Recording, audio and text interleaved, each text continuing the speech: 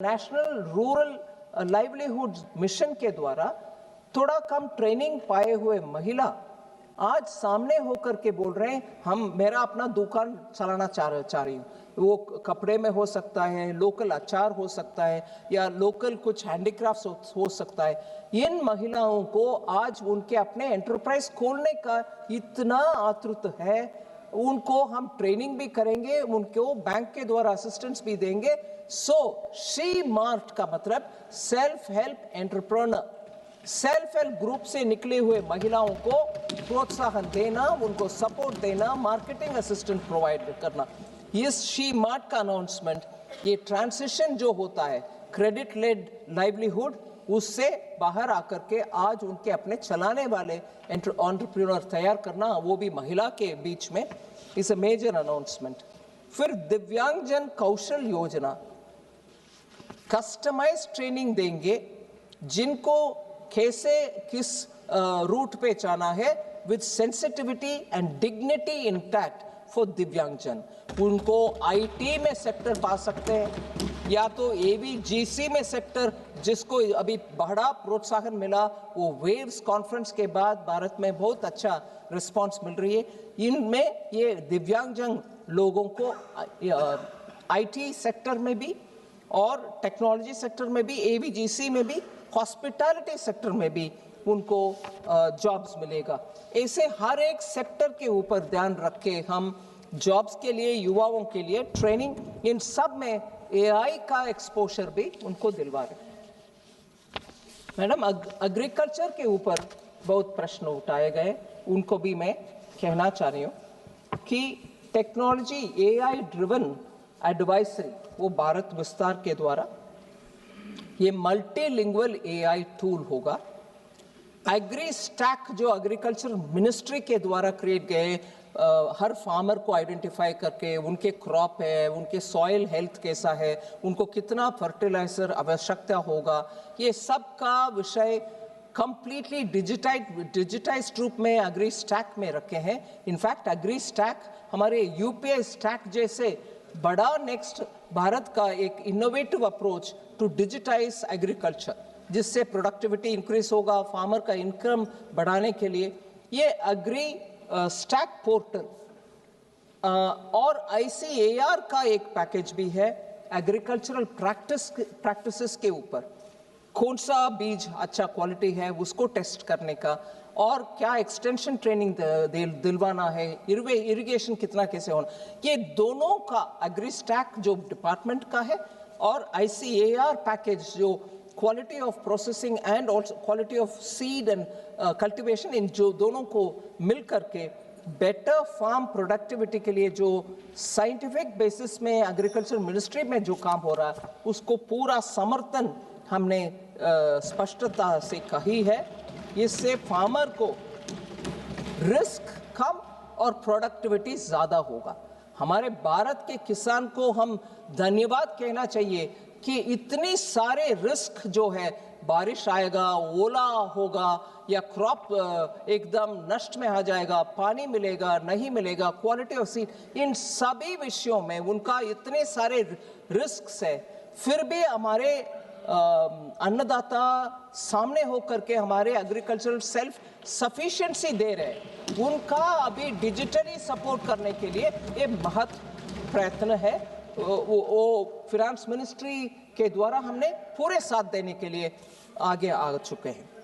इसके अलावा high value agriculture and horticulture, क्योंकि डाइवर्सिफाई करने का आवश्यकता भी है, इसी हाई वैल्यू एग्रीकल्चर और प्लांटेशन रिलेटेड मैटर्स में चलते हमने अनाउंस किया coconut promotion scheme.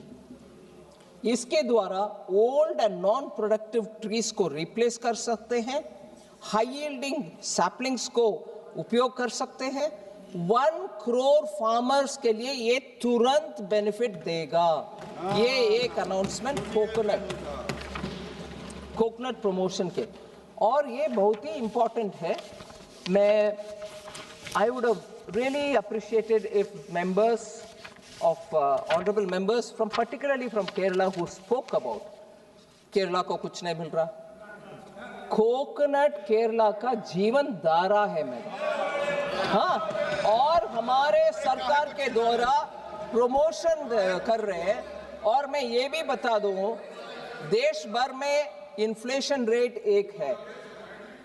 Totally inflation calculation करने में एक नंबर आएगा नेशनल एवरेज। हर एक स्टेट में भी आजकल डेटा निकल रही है। मॉस्पी का डेटा अभी नया सीरीज जो आ रही है फरवरी 27 से, उसमें भी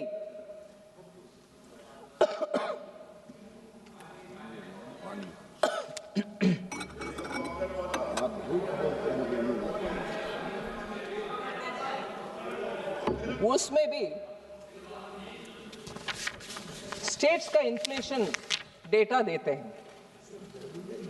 आप लगातार देख सकते हैं, क्योंकि शॉर्ट सप्लाई की वजह से नारियल भी चाहिए खाने पकाने में और नारियल तेल भी चाहिए। केरला के इन्फ्लेशन नंबर सिर्फ कोकोनट के किल्लत के कारण उनके इन्फ्लेशन में असर पड़ता है। भारत सरकार अभी केरल के और कोकोनट ग्रोइंग हर स्टेट में ये प्रमोशन स्कीम के द्वारा कोकोनट सप्लाई भी अच्छा रहे, कोकोनट ऑयल भी हमारे देश में खूब प्रोड्यूस हो, जिसमें स्टेट्स जो ज्यादातर कोकोनट को उपयोग करते हैं उनको डायरेक्टली बेनिफिट मिलेगा। सो फार्मर 1 करोड़ बेनिफिट करेंगे तो कंज्यूमर भी अच्छा कोकोनट मार्केट में आने में ये सुविधा मिलेगा। और आई एम ग्लैड केरल को कंज्यूमर को भी बेनिफिट मिलेगा। फिर कोकोनट ग्रोइंग बाकी स्टेट्स का भी इससे असर। दूसरा, एनके प्रेमचंद्रन जी हर साल मिलते थे मेरे से कि हमारे कैशू ग्रोवर्स के लिए कुछ करो। बाकी ऑनरेबल मेंबर्स भी मिलते थे, कुछ करो हमारे कैशू। इससे ज्यादा कॉम्प्रिहेंसिव अप्रोच लेकर के कैशू सेल्फ सफिशिएंसी हो भारत देश में, कैशू एक्सपोर्ट हो भारत देश से, कैशू का वैल्यू एडिशन हो जाओ भारत देश में ही। ऐसे कॉम्प्रिहेंसिव कैशू के लिए टोटल पैकेज, और उसका ज्यादातर I would think 70% beneficiary are in Kerala, all right, also in Andhra Pradesh. Our honourable member from Kakinada spoke about it this morning. So Maharashtra, Goa, completely cashew industry last few years had their own difficulties. मगर इस scheme के द्वारा हमने cashew को complete support दे रहे हैं। सो इन states में थोड़ा एक्टिवली होकर के सामने आकर इसका पूरे भरपूर उपयोग करना चाहिए इस स्कीम को। ऐसे ही कोको, आज को कर्नाटका में भी बीच में इंटरक्रॉपिंग का फैसिलिटी, वो अरेका नट ट्रीज के बीच में कोको कल्टीवेशन हो रही है भारत देश में, उसका भी सपोर्ट हम दे रहे हैं। ऐसे ही हमारे हिमालयन हिली स्टेट्स में पाइन नट का, वॉलनट्स का, आमंड्स का प्रोत्साहन इस स्कीम के द्वारा मिलेगा। और नॉर्थ ईस्ट में पर्टिकुलरली त्रिपुरा एंड असम, ये अगर वुड उधर होता है, उसको लाइक साम्रानी, the frankincense, they use it for making agarbattis. And south east Asia में उसका बहुत बड़ा मार्केट रहता है। त्रिपुरा में मुझे मालूम है बहुत बड़ा वन, अगर के वन, हमारे बीजेपी सरकार आने के तुरंत बाद उधर बहुत बड़ा इनिशिएटिव हुआ करता था, वो भी इसमें से बेनिफिट होगा। लास्टली, केरला और कर्नाटका, सैंडलवुड का बेनिफिट अब तक कोई सरकार ने उसके ऊपर बात नहीं किया। मोदी जी ने उसमें डायरेक्ट मुझे आदेश दिया। भारत का कल्चर से जुड़े हुए सैंडलवुड हमारे पूजा में, हमारे घरों में रखते हैं और सैंडलवुड को सेक्रेड मानते हैं हम। उसका कल्टीवेशन ही कम हो रहा है। मुझे सुनने में आया और डेटा भी मैंने देखा, ऑस्ट्रेलिया में आज बड़ा सा सैंडलवुड का वन वो लोग तैयार कर रहे हैं। भारत को पुनः सैंडलवुड का प्रामुख्यता समझ करके हम उसको प्रोत्साहन देना चाहते हैं। I am grateful honourable prime minister came and said, you are from the south, don't you know that you are losing all the sandalwood forest. इसका अभी मुझे ये भी मालूम है आंध्रा में नेल्लूर डिस्ट्रिक्ट में शायद एक व्यक्ति पिछले 25-30 इयर्स से सैंडलवुड कल्टीवेट कर रहा है, मगर वो घर उनका वन में नहीं है, ऑर्डिनरी लैंड में उन्होंने सैंडलवुड कल्टीवेट किया। मगर कानून ऐसे है वो सैंडलवुड इन द फॉरेस्ट जैसे ही उसको भी हम देखते हैं काटना नहीं है, उसको कुछ करना नहीं है, मगर बड़ा हो गया ये किसान तो उनके अपने व्यक्तिगत अनुभव के साथ उसको बढ़ाया, मगर we are not able to do anything.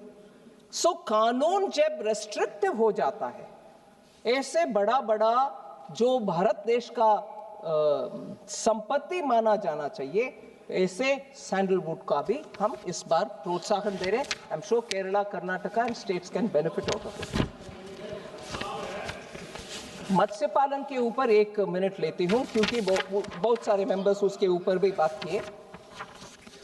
500 reservoir को हम अमृत सरोवर का नाम दे रहे हैं और फिशरी वैल्यू चेन पूरे कोस्टल स्टेट्स में वैल्यू चेन बनाने के लिए हम फिश फार्मर्स प्रोड्यूसर ऑर्गेनाइजेशन बना करके उनके द्वारा वैल्यू एडिशन कोस्टल एरियाज में ही हो जाने दो, फिर उससे एक्सपोर्ट भी अच्छा बढ़ सकते हैं। वो भी हम इस बजट में प्रावधान कर चुके हैं।